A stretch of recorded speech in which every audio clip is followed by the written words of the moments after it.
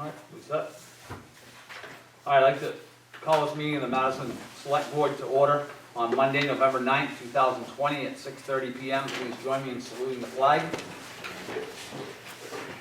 I pledge allegiance to the flag of the United States of America and to the republic for which it stands, one nation, under God, indivisible, with liberty and justice for all. The record shows Selectman Moody is absent. Consent agenda warrant, warrant number 12, 10/6/2020, number 13, 10/19/2020, number 14, 10/19/2020, number 15, 10/19/2020, payroll register number 42, 10/15/2020, and number 43, 10/22/2020. Make a motion to approve. Second. We have a motion and a second to approve the warrant and payroll register as read. Any questions? Seeing none, all those in favor? All in favor, the motion carries. Acceptance of the meeting minutes from October 19th, 2020. So moved. Second? We have a motion and a second to approve the minutes of October 19th, 2020. All those in favor? Mr. Gopian wasn't here, so we got 3 in favor and 1 abstention. Yep. All right. And old business, Mr. Savage? None for me. Mr. Gopian? No. No, none for me. Mrs. Wyatt? Nothing? Okay. None for me. Items of communication, Mr. Town Manager. Just a couple of things to pass along to you. As you all know by now, at the Old Point School, we had a successful election, and I know that several of you have made comments directly to Kathy Estes and her team. Let's do it publicly here tonight and thank her for all the work that her team did to pull off a very stressful election. Yeah. I want to let the board know that IGS Solar, which is the company that owns the solar panels up at Madison Electric, and they pay personal property tax. We were doing a reconciliation and we noticed that they hadn't paid their personal property tax, and it's about a $120,000 payment. And so I contacted Marty Berry at MEW, he contacted IGS. They said something happened because they mailed it September 9th. So that check never arrived here, and they've made a stop payment on it, and they've overnighted a new check that should be here tomorrow. One of the things that they've requested is that the board consider waiving the fees and interest because it was their intention to pay on time. I don't have the check in hand today, so I won't bring that to the board until we have the check in hand, and then I can give you an idea. It's probably about $700 worth of interest that's accrued in a couple months. I just want to let the public know that there will be no Christmas celebration as traditionally this year. So no Santa at the library, no Santa at the information booth, no parade, no fireworks. Just as with everything else, everybody's using an abundance of caution. In your packets, you probably saw a letter from Lakewood Theater thanking the town for their commitment. And also in your packets, I put just a snippet from the main rail trail plan. They released their 10-year plan. What I thought was interesting in there is that they've identified the fact that that railway that runs from Oakland through Norridgewock, Madison, Anson, North Anson, Emden has been sold. And that was always up in the air. Pan Am did make a deal with the state of Maine. The state now owns that rail line all the way up there. And it's part of their 10-year plan to develop that into some multi-use trails. So that is all I have for communication. All right. Old business. Number 1, continuation of review of application to operate a salvage yacht at 957 Lakewood Road, White Auto. We have one of those chairs. Thanks. All right, so we have a continuation of the meeting that we had last week, 2 weeks ago. We have, at this time, we will not have public comment. We had a public comment before, and we will not have that at this time. Just for the board, we do have a couple of things that I want to bring up. One is that we asked Ken Lexia to determine if we had the authority to grant a 500-foot setback from the neighbor's well, and it appears that we do not have that. All right, so if you read over your stuff, you saw that. And the second thing is that we have got quite a few letters from residents, whether they be seasonal or permanent on Lakewood.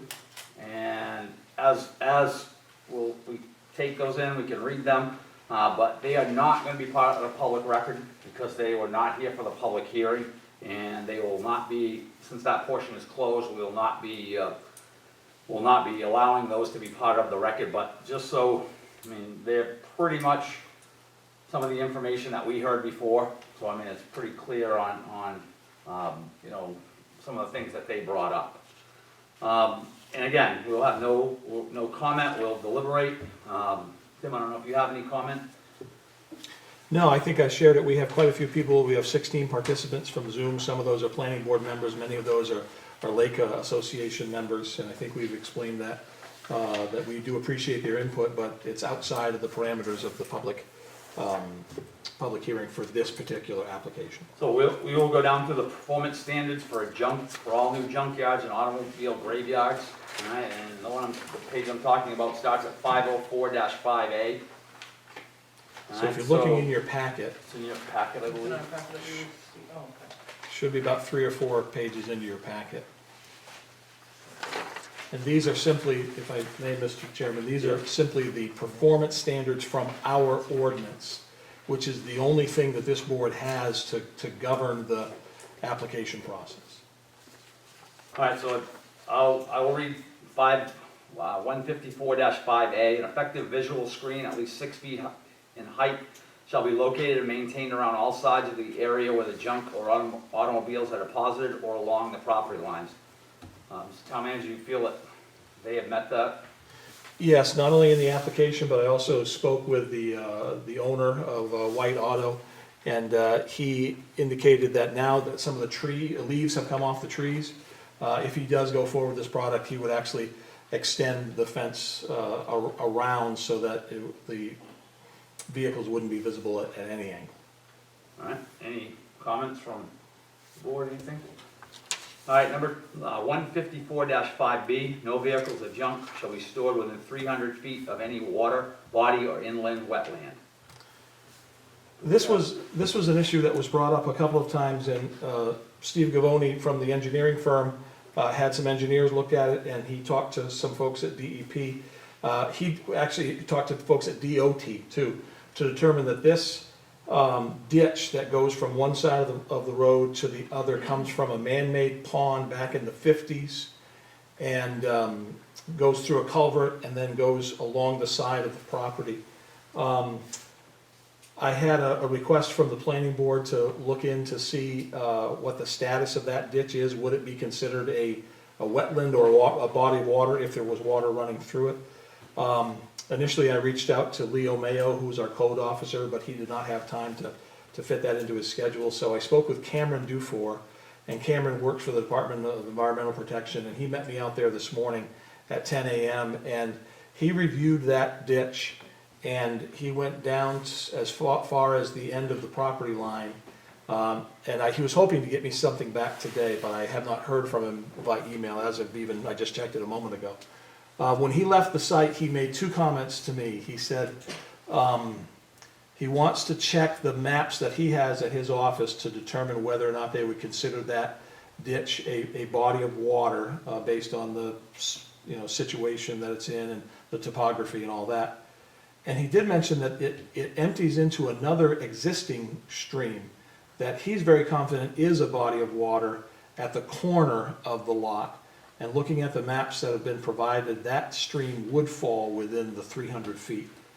So I say, I wish I had confirmation from Cameron at this meeting, but I don't.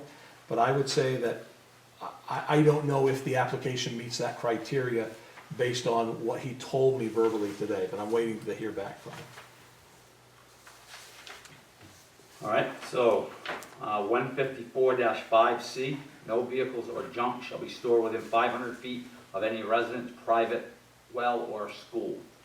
And by Ken Lexier's determination here, I would say that does not qualify. That would be a no on that one. Well, Attorney Lexier just weighed in on whether or not the board could actually waive this, Right, because right. we all admitted from the very beginning of this process that this was the sticking point. Yep. because our ordinance says 500 feet, the state law says 300 feet. Our ordinance can be more strict, but it can't be less strict. So the way it stands right now, there is a residence with a private well within that 500-foot setback. And the applicant did provide affidavits from the owners saying that they would be okay if the project went forward. But that's why we had Ken Lexia review that, and really, the board has no authority at this level to grant that type of waiver. So that would be a place where the application does not meet the standard. Comments? All right, number 154-5D, no vehicle or junk shall be stored over a sand and gravel aquifer or aquifer discharge area as mapped by the Maine Geological Survey by a licensed geologist. The application does address this, and it is satisfactory, so. 154-5E, no vehicles or junk shall be stored within 100 year, okay.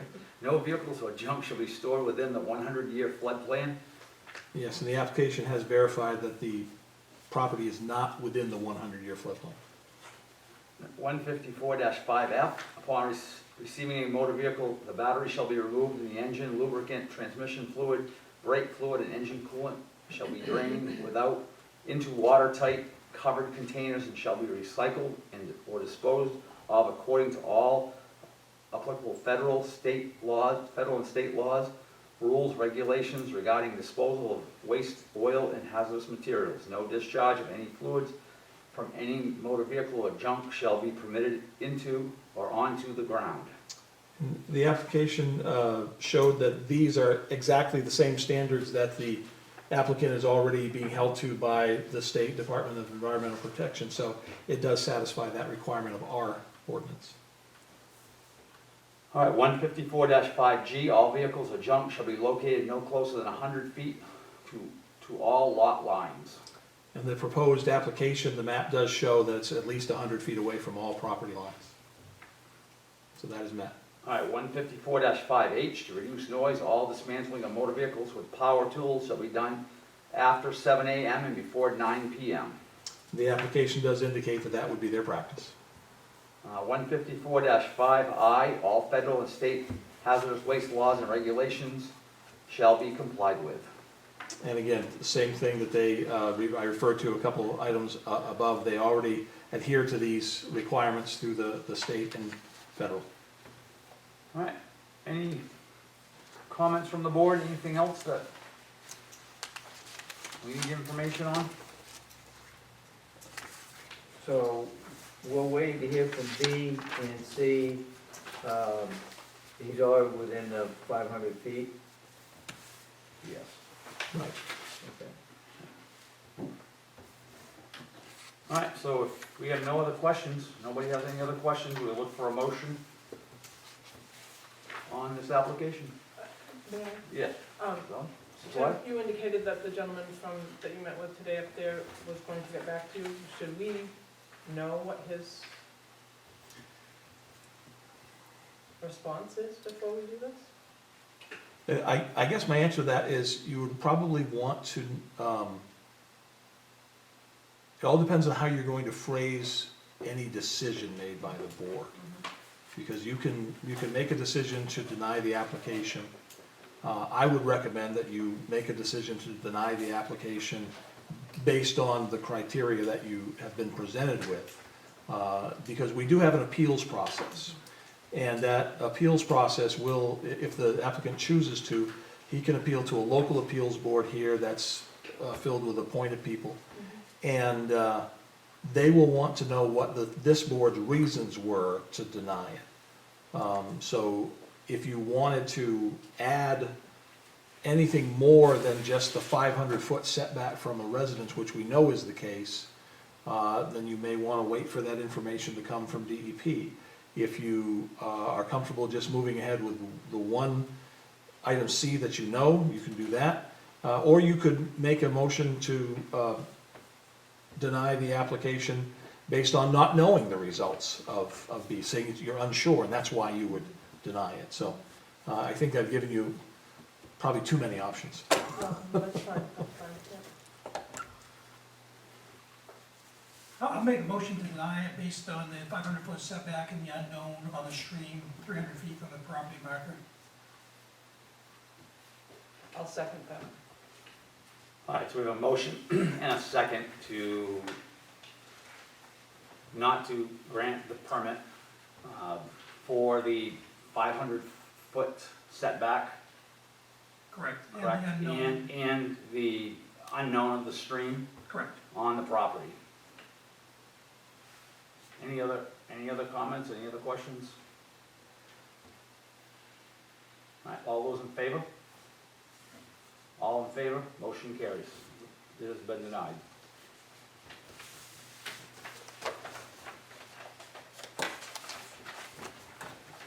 All right, Thank you. thank you. Thank you. Thank you. Yep. H, new business. Number one, department head reports. We have the police report. We have the fire department report in your hand. If you have any questions, we can ask Tim. Mr. Road Commissioner? Well, the crew's been picking up leaves the last few weeks, that's been going very well. We've taken a ride down Maple Street from Main Street to Bean Street. The sidewalk on the south side of the street's been all paved. Byline paving, did that a week and a half ago, 2 weeks ago now. And our Are you going new, down Bean Street, or pardon? are you gonna go down Bean Street? We are in the spring. Yeah. That will be one of our first projects to run a new sidewalk. MEW set those 3 poles back a couple of feet, so that will give us room enough to put a nice 5-foot sidewalk in Oh, there good. to make that nice loop down Bean Street and up Main Street and Western Ave. And our winter help started last week. We have 2 new people on board from Solon. The 2 gentlemen that worked last winter weren't interested in coming back, so they seem to be working out very well. Larry back? Larry will be back Monday, yeah. Okay. Yeah. Can't go without him on the sidewalk. That's right. Any other questions? With the leaf pickup, we're looking until snow, or, I mean, it seems Well, like it- yeah, or next week. It looks like the majority of the leaves were raked out this weekend. Looks like they And, did a job breaking this weekend. So, Yeah. So, all right, great. Hopefully we have a little snow and no ice. Number 2, welfare director appointments. I noticed this last year in November. Kim Moody had brought it to my attention that welfare director that handles general assistance, they need to be annually appointed, just like several other of our appointed positions. We didn't catch it till November last year, and didn't catch it till November this year. So their 1-year appointment's up. So I would like to recommend that the board appoint Kim Moody as welfare director and Tammy Carrier as her alternate. I'll make that motion. I'll second. We have a motion and a second to appoint Kim Moody as the welfare director and Tammy Carrier as her assistant. Any other questions? Any questions? Seeing none, all those in favor? All in favor, the motion carries. Number 3, discuss street light options, CMP. So Central Maine Power has reached out to our town and many other towns to make an offer to them to take their sodium street lights and replace them with highly efficient LED street lights.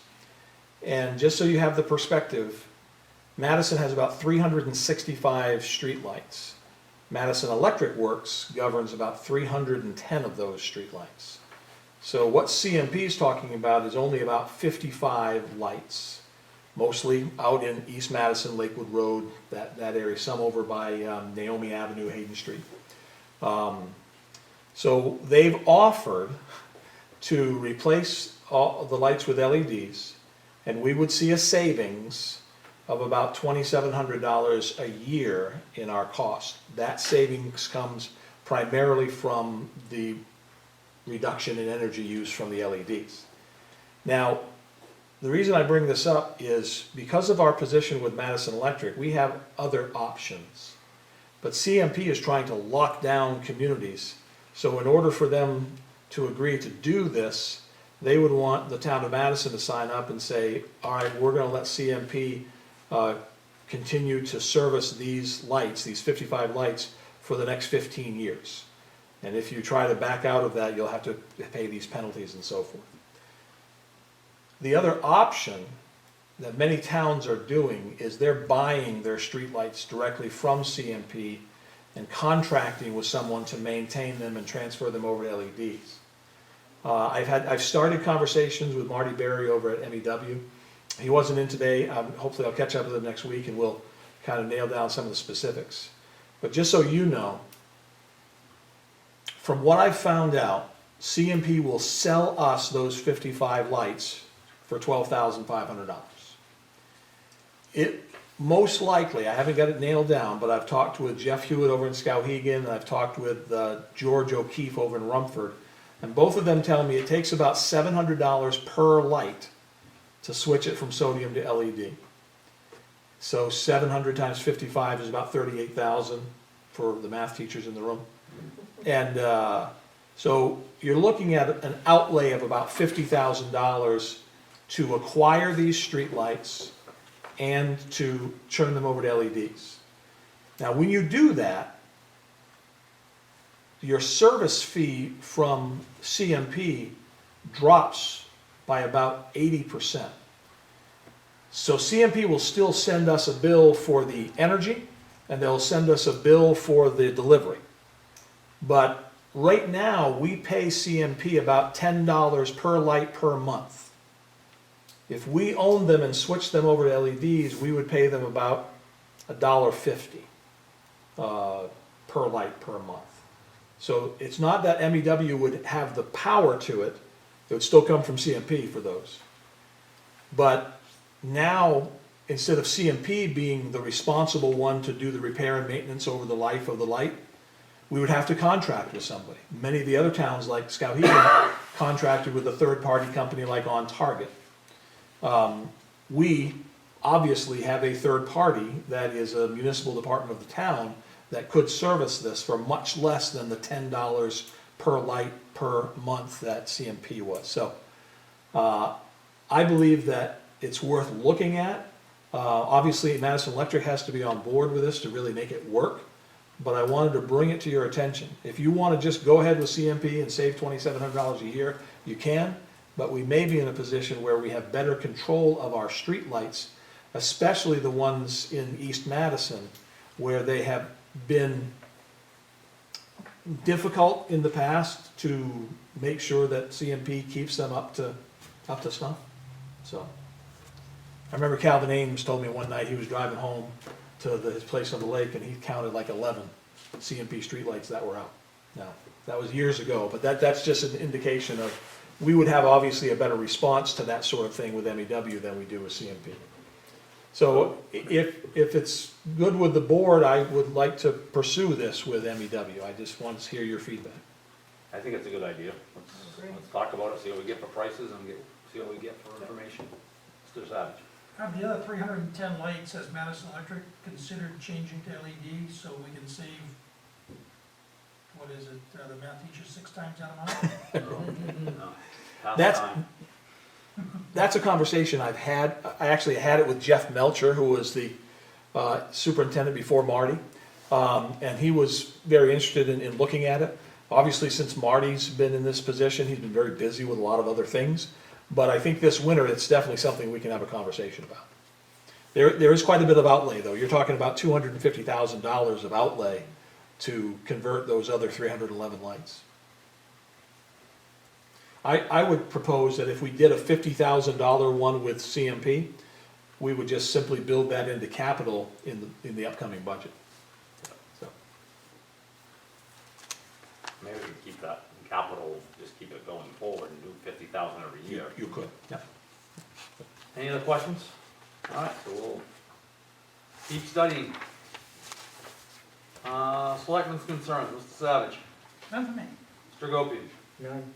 Mrs. Webb? Nothing for me. Nothing for me, except again, I'd just like to, go on top of Tim's comments here for Kathy in the election and Tim's job for in here fixing this up and getting it done. I mean, the election was actually a pleasant experience voting early, and sounds like it wasn't, the lines weren't here all that much for the big day. So it was a great job by her, and Congratulations to her and her assistant, I guess. Citizens' concerns. So I will talk now directly to the folks that are participating in Zoom. We're at the stage of the agenda where they're just about ready to close the meeting unless there are any comments or concerns from the public. So I believe you have the ability to unmute yourself if you want to make a comment, and so if you want to, now is the time.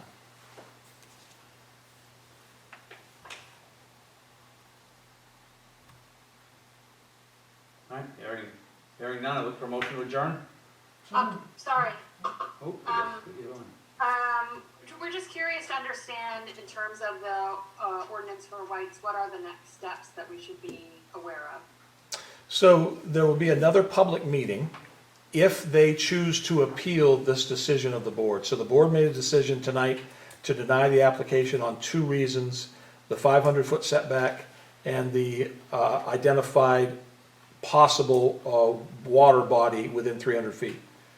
So based on those two criteria, if the applicant wants to appeal, he has 30 days to do that by written notice to the town of Madison.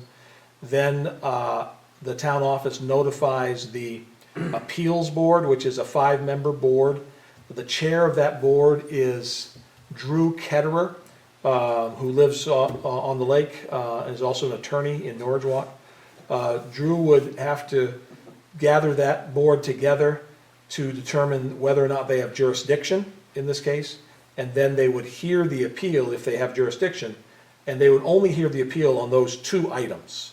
So no other evidence would be brought forward. It would just be those two reasons that the select board. So if the appeals board chooses to grant a variance of 500 feet and chooses to waive the restriction of 300 feet from a wetland or a body of water, then the issue would come back to the select board, and then the select board would have no recourse on those two items.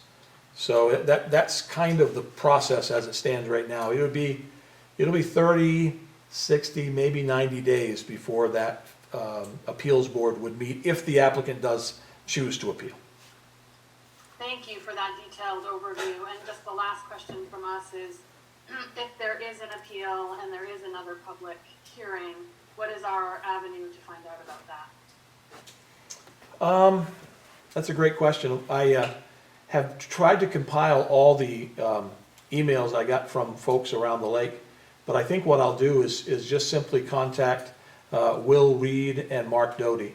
Mark Doty on the planning board will have access to that information. Great, thank you for that clarity. And seeing no other comments, Mr. Looking Chair. for a motion to adjourn. So moved. Got a motion and a second to adjourn. All those in favor? All in favor, the motion carries. We adjourn at 6:58.